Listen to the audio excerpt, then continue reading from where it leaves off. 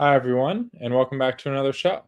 My name is Tyler, and I'm here with Matt, the founder of ORATS, an options analytics platform built on top of over 15 years of historical options data. Our dashboard is integrated with Tradier, meaning you can research and discover trades on our platform and then seamlessly send them through to your Tradier brokerage account. Today on the show, we're going to talk about valuing your options portfolio. Matt, do you want to share your screen and get us started by going over our positions from last week?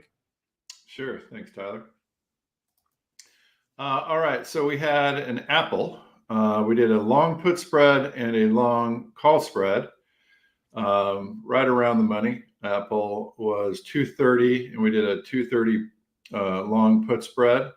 We paid 212 for that, and a long call spread.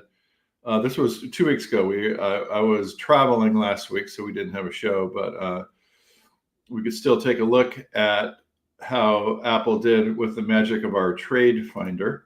So our trade finder tool, let me get my drawing tool going too.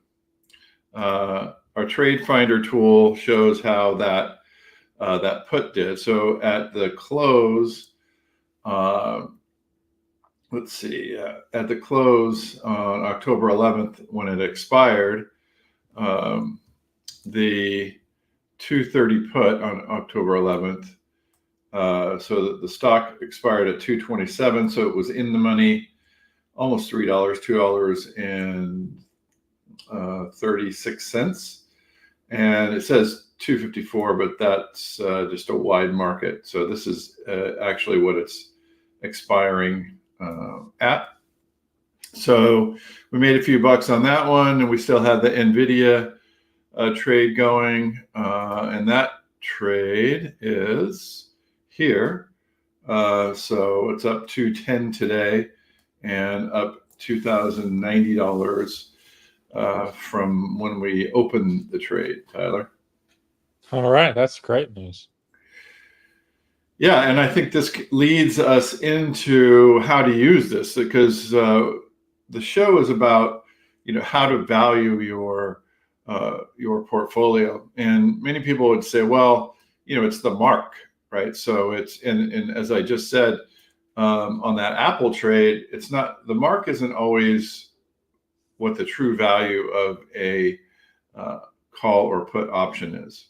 And so what we try to do at ORATS is we try to present theoretical values in order to help not only value your portfolio, but when you're trading, you can check out what the various theoretical values are. You can compare those to your trades, and it helps you in various ways. So what I'd like to point out now is we have really three ways to trade. So let's go to our option scanner, because the option scanner has, it's interesting to compare. And we'll just go to NVIDIA, and we'll look at a couple of strategies. So I'm in the option scanner. I chose a symbol. I'm going to look at a short put spread and a long. I already have a long call spread. We'll do it for 2 weeks in NVIDIA, and we'll check out some of the theoretical values that we are seeing here. So first of all, let's talk about the theoretical values. The distribution theoretical value is what D stands for, and I'll show you what that means. So this particular long call spread is trading about 121, now 122, and the distribution is the way that we value a individual option or a spread that looks at the terminal values, which is this kind of green and red, and the terminal value is the value at expiration at each one of the points in our distribution. So we define a lot of these points, and we go back historically and we look at how many times, for example, NVIDIA fell within these ranges. Like NVIDIA now is 138. How often did it go up to 140.8? how often did it go up to 143.4, 10.8, or it's hard to see, but percent of the time. So then what we do is we say, well, what is the value at that point? And at expiration, you could see that the value is negative 84 for that point. So we would multiply the 10.8 times the value at expiration, and then do that for each one of the nodes, add them up, and then you get 127, which we would call the distribution theoretical value. Theoretical because it's not real, and a value because it's one way to look at the value of that spread by looking at what it's valued at each node, and each node has a probability. So the expected value calculation is just multiplying the percentage probability by the value at each point. Does that make sense so far, Tyler? Yeah, it's a great explanation of the distribution percentage, and we have more explanation on this in our university. I'll send a link in the comments. Yeah, so you could get there by going to ORATS, and you go to university, and then this will be in that link will be in the comments. Mm-hmm. So that's a distribution edge, and that's you'll notice that it's these are all pretty close. It's 126 now. The smooth edge is 124, and the mid market is 124, or excuse me, 124. So 122 at 126, and so it's continuously moving. And as a matter of fact, one neat thing to do is check out the chain. So we'll go to the options chain. If you have a trade already pulled up in the trade analyzer, it'll automatically go and open it up. It's really convenient, so it's very nice to see. So we could see it that this long call spread is valued, and what the bid ask spread is. And, you could add a bunch of columns to this, and so I like to see all of them. So I have all of them in there. You can see the volume, the open interest, our forecasted vol, which we'll talk about in a minute, the bid, the ask, implied volatility, and mid, the SMV, so smooth market volatility vol, and that's what we're going to talk about now. So that smooth market volatility is derived by us. So we will draw and maybe I'll just click on one of these. I'll click on that one. So this orange line, you can see it better when you click on it. This orange line is drawing our best fit line through the call and put, call in cyan, put in purple volatilities. So you can see that we're drawing a pretty good line through it. And over 95% of the time we were within the bid-ask spread. So this is one of the hardest things that I've done in my professional career, is to draw this line and to do all the things attached with making a smooth theoretical value. Might seem straightforward, it's anything but, because first thing that you need to do is you need to make sure the calls and puts line up, because you should never have different premiums in the call and the put. Premiums being the extrinsic value. The intrinsic value is just how far in the money the call or put is, but the extrinsic value is what you need to equate to one another, the call and the put. They should never be different with put call parity. And if they are different, then you have some assumption that is incorrect. An assumption like, is there a dividend? Well, there isn't one in NVIDIA, or actually there is one in NVIDIA, but is the dividend wrong? Is it hard to borrow? Or is just the overall risk-free interest rate that you're using different from what the market is using? And especially the participants and what they can borrow when they need to short NVIDIA, what are they paying? And that will drive that interest rate. So the first thing you do is have to line those up. And you do that with a complex process, and we have a residual yield, we call it. And that residual yield, we even slope, because some of the implied interest rates are different at lower strikes than at higher strikes. So that's a little bit more complex than I want to get into, but I just want to mention that we do that. And then again, in the university, we handle a lot more of that information. So the smooth, or the SMV, is what that orange line describes, that volatility, and then using that volatility, we then calculate theoretical values. And as I said, right now and much of the time, the S&P is very close to what the price should be. And often when the price is off, it's often that the price is wrong. Or when I say wrong, it's a wide price that's not really fairly valued. Whereas, when you draw a smooth line through all these strikes, you get a much more rational theoretical value often than when you have a very wide bid-ask spread. Now, is that clear so far? This brings us back to valuing your portfolio, right? Like, the mark cannot always be trusted is sort of what you're getting at, right? And so we've created this whole process to calculate these different theoretical edges that we derive from the smooth volatility surface. Exactly. Now, the original example was that Apple at expiration. So at expiration, the option is exercised or not exercised, and it's all intrinsic value, meaning there's no premium left at expiration. There's no time left, therefore there's no time value left, and that theoretical value should have no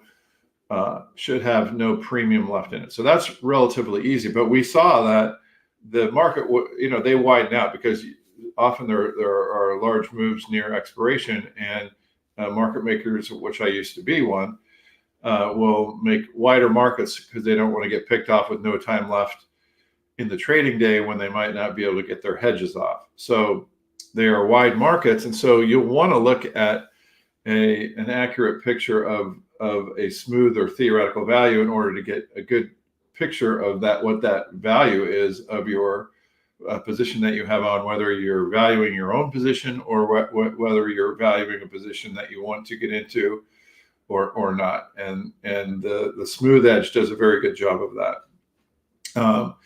And so those are two we've covered so far: the distribution edge and the smooth edge. The last one that I want to go over is what we call our forecast. Now, this one's going to be often different, and we want it to be different because we're trying to say, well, we know what the market is valuing these options, but what would we value these options if we want to try to forecast what volatility is and forecast what the slope should be and forecast what the long-term implied volatility is? If you put all those together, and for stocks, you include the forecasted earnings move, then you could make a complete volatility surface, forecasted volatility surface that will give you an indication of what you think based on those criteria, based on historical volatility, which a lot of people will use to figure out what they think the implied should be. And if there's earnings coming up, it's very important to utilize that earnings move. And so we have forecasted earnings move. We have a lot of history on earnings. And then we look at a lot of the long-term implied volatilities. And I'll go to the outlook for this one, Tyler, because when we're thinking about NVIDIA and we're thinking about our forecast for the long-term implied volatilities, we'll use NVIDIA's closest components, and including NVIDIA itself in the regression analysis that we use to come up with a forecast for NVIDIA's long-term volatility. So all these things together, and then we build, the trade builder, I think, is a good way to visualize it, because the trade builder does a good job, visualizing the surface. And so in this case, the green is for undervalued, or so it's saying buy. The yellow is for overvalued or sell, and the kind of reddish here, the redder it gets, that's a sell more than the yellow, which is kind of neutral actually. So that's what we talk about when we talk about our forecast, and that's actually very subjective. But when you're trading, you want as many things as you can to look at to get some type of evaluation. Otherwise, you're kind of just trading blind. I mean, I know many people will just go on their Robinhood or whatever and trade, and they don't even know what the smooth value is. All they know is maybe the bid ask, and sometimes they don't even look at the mid price. So very important to get as many looks as you can at this particular trade value to compare against what you're buying or what you're selling. How are we doing so far, Tyler? Yeah, I mean, you make a good point. I think it's something traders need to be looking at more often. And this is why we've done so much work to create these edges. And the more I trade and the more I work with ORATs, it's so apparent how important it is, especially in thinly traded markets, or these days with SPY and zero DTE options. Things get really, they fluctuate a lot. Theta decay becomes very important, and there's all these things that all these factors that contribute to the price, and the way that we smooth the whole volatility surface just makes it so easy to see a theoretical price that makes sense. Right. Yeah. Well said. So then what we do with all that information is we'll bring that and we'll put it into our positions, and we'll be able to then say, okay, well, how fairly valued are these positions? And so you'll see it's the D is the first column, F and S. So a lot of the positions that I have on are in liquid stocks. So all these are very much around. 2 is the biggest one that is off of the zero theoretical value. So like some of these distribution edges, yeah, they're a little bit off, but for the most part, I'm pretty confident that the valuations that I'm getting are, since they're so close to zero, plus or minus 2, it looks like 3, it covers all of my positions, that the P&Ls that we're seeing, and I could just minimize this and see what the P&Ls are today. The P&Ls look, relatively, trustworthy. So we could see that, okay, those look pretty good. There's some distribution edges and some forecast edges. Those tend to move a bit, but again, if you're looking at how to value your positions, I would be pretty confident with these. Sometimes you'll come in and you'll see something that's just, that's just very far off, that you do not have the confidence in. So that's on the valuation. And another thing that I like to look at is you come in and say, well, let's minimize this again. Why are we losing money in XSP today? Okay, so you say, why am I down $300 today? And often people can't answer that well. So let's take a look. And the first thing that we do is you could see what we call our profit attribution. And I haven't seen anyone else do this way. But the profit attribution, so it's saying, okay, negative $331, where is that coming from? Well, you can see that mostly it's coming from Delta. Some of it's coming from Vega. Some of it's coming from Gamma. Some of it's coming from a theoretical mark. Only $4 is unknown. That doesn't work out. And the current mark, again, this mark is kind of our theoretical versus a smoothing. So that's very small. But we should have made $177 on theta, and the slope, or how the puts relate to the calls, we should have made money on. But we lost so much money on delta that we're down today, and that's why. So delta, clearly we came in short in this paper trading, and the stock's up. So that's a good way to tell where your profit and loss is coming from. And then I'll just minimize it again, but we had theta that we should have had for this 3 days. We should have received, what did it say, $177? Yeah, we should have received $177 in theta, but that's if everything stayed at the same price. And it looks like slope was one too. So slope is here. Let's take a look at slope here. Let me just look at something. Okay, yeah. So we're short some calls. So okay, short straddle. So the slope is, and we'll go look at the option chain to explain what slope is. So slope is how steep how steep these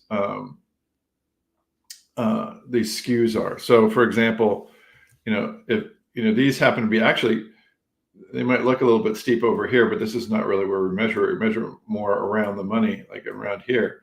So this steepness factor, if can sometimes, people, this is probably the most overlooked way that you should think about your position values. Like if that changes, what's going to happen to your P&L, right? So that's pretty shallow there. Let's see in the trade builder. We'll pull up slope, and we'll see what actually happened to slope here. So slope came down quite a bit from a high number. This is actually really steep, Tyler. We've been watching slope for a while. I have a theory that slope has overall very much flattened out since zero TTEs came into existence. That's a longer probably discussion, but this is getting really steep, and so those, that has come down quite a bit, and we were, what were we? We were short, more close, premium laden puts, so we should have made money there, but that's we should have made money on the put or the slope coming down, but we didn't because of, again, the delta moved against us so much. But if we would have had that kind of isolated, like we like to talk about isolating your alpha, if we maybe the trade that we'll do today is to bet on the slope continuing to come down, but we'll isolate that by being flat deltas and flat as many other things as we can. Does that make sense so far? Yeah, we talk a lot about isolating our alpha, especially when it comes to things like slope trades, volatility trades. It's very important to do that. All right, cool. All right, so do you think we should go on to a trade now? Is it time? Yeah, let's do a trade. All right, we'll do SPX. We typically start with the stock scan for this stuff, right? Right, but this is a little different here because I'm going to be looking at the slope. So I want to find, one of the steepest slopes. So you could see how slope, is this right here. This row is slope. So, and if you go out 6.6, 6.9, 7, so you're kind of going, okay, it's getting steeper as we go out. So we might want to find something that's closer in, that's still pretty steep. So there's the first 8. Okay, so six, it goes from 6.9 to 7.1 to 7.4. So let's look at NOVE. Let's look at this one right here. Since that's a big jump, 0.3, and then it goes down. So let's look at NOVE 29. And so what we're going to want to do is we're going to want to so we're going to sell puts. So we're selling a lower strike and buy, and then we're going to be buying calls, so to speak. But that's going to, if we did that, we'd have a ton of deltas. So we don't want to do the deltas. So we probably just want to do some type of a like a spread butterfly type thing. So what we'll do is we will, so we're going to sell a lower strike because that's where the slope gets steep. So we're going to sell one of these, so 58.30, and then we're going to now buy a couple 59.25. So that gives us a lot of slope, but now we're still long a lot of premium. So then we want to come out. I should have done the 30s. That would have been easier to do. So that's 100-point wide. And so, now we'll go to 60.30s and sell one of those. So we've got this long butterfly. that is mostly going to be short skew. You see how I did that? So the body of it, it's is still you're kind of the biggest part is this short call, long call here. Could have probably gone deeper, but this still should react to slope pretty well. So and so the theoretical value is 16. And so let's see, did I do that? 58, 30, 60, 30. Yep. All right. So let's give them, so 1638. So we're only trying to get 1615. So that should be, that should be plenty. 1630. Maybe we'll give them we'll take a little bit less. So we'll go down to 1625 and we'll force that. And that'll be our butterfly for the trade for today. Awesome. Yeah. So isolating that slope. Yep. And you can see that the theta is not that, there's not a huge delta. The theta is not crazy. There's a bit of vega, but other than that, this is a trade that should take advantage of that slope coming in. Great. Yeah, it's I think that was a good show. We did another slope trade, and yeah, we looked at the theoretical edges and just how important they are in valuing your portfolio, and the strategies for doing that. So yeah, thank you, Matt. Yeah. And yeah, again, when we started rolling out live data a few weeks ago, so you guys can trade all the stuff in Matt's positions and portfolio as all live prices. So you guys can get live prices in your dashboard. So you can trade through Tradier and several other brokers on the platform, on the ORADS platform, which is really neat. Yeah, and I should also add to that, you don't have to get the data from your brokers. You don't have to have any of those agreements, although you might have those already. But this is a separate. We're a separate from brokerage live data. We have our own ORATS live data now, so it's a big move for us. You've done a great job on it, Tyler. There's a lot that goes into that, and it's nice to be able to offer that to our clients. Yeah, so yeah, be on the lookout for some really cool stuff coming out from us with our data and all of our indicators and trading capabilities. We're upgrading them. So yeah, make sure to subscribe soon. Thank you, Trader, for hosting us again, and we'll see you guys again next week.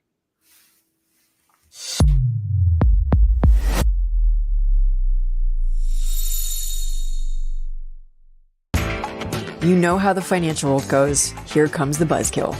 Please make sure to take some time to read this boring disclaimer. We will owe you one.